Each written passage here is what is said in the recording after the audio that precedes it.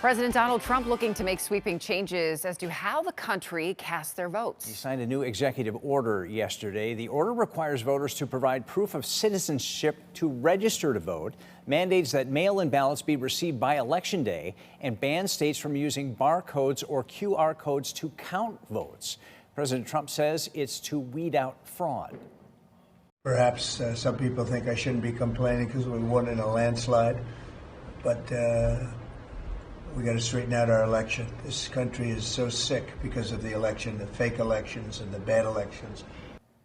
Right now, there is no evidence of widespread fraud in the election system. The executive order is already facing the prospect of several legal challenges. Meanwhile, leaders here in Connecticut are reacting to the president's executive order on voting. Our News 8 political reporter Mike Cerulli is at the Capitol with the details.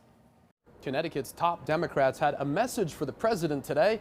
They said he should stay out of our state's elections. Meanwhile, a top Republican said he welcomes actions from the feds, and he pointed to those long-standing allegations of ballot abuse in the state's largest city, saying they demonstrate the need for action. On the legislative committee that writes Connecticut's election laws, the reaction to the president's executive order was polarized. The top Republican says he likes the order, echoing the White House and calling for legislative action to back up the president. Absolutely. I support any effort to try and improve the quality of our elections and make sure that only lawful, legitimate people are actually participating in our election process. It's a very strong election integrity executive order, and the president would also like to see Congress do something about this very important issue. Opposite the White House and Senator Sampson is Representative Matt Blumenthal, a Democrat who leads the legislature's elections committee. He didn't mince words either. This would be the biggest disenfranchisement of voters since Jim Crow. Democrats like Blumenthal say a requirement to prove citizenship before casting a ballot would rip away the right to vote from otherwise eligible citizens who either don't have the required ID or those whose names are different from the one on their birth certificate. Especially women who take a spouse's last name, or people who take a spouse's last name, as many people do. How did Sampson respond to that charge? I think you need to be able to prove you're a legitimate voter in order to be counted in Connecticut. What that looks like, how it interacts with the president's executive order, I don't know the details, but I want to see us move towards having legitimate elections in Connecticut.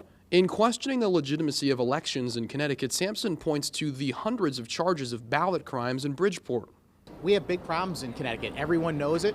And frankly, the Democrats in the state legislature here have no interest in fixing the problem. So I don't blame the president for trying to create some pressure to make that happen. Blumenthal objected to that characterization, noting that the legislature passed a range of ballot reforms last year and arguing that the charges in Bridgeport illustrate the exact opposite of Sampson's point.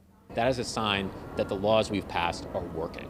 And the state attorney general also strongly objected to the president's order. He points to the Constitution's Article 1, which gives states broad authorities on how to conduct their own elections.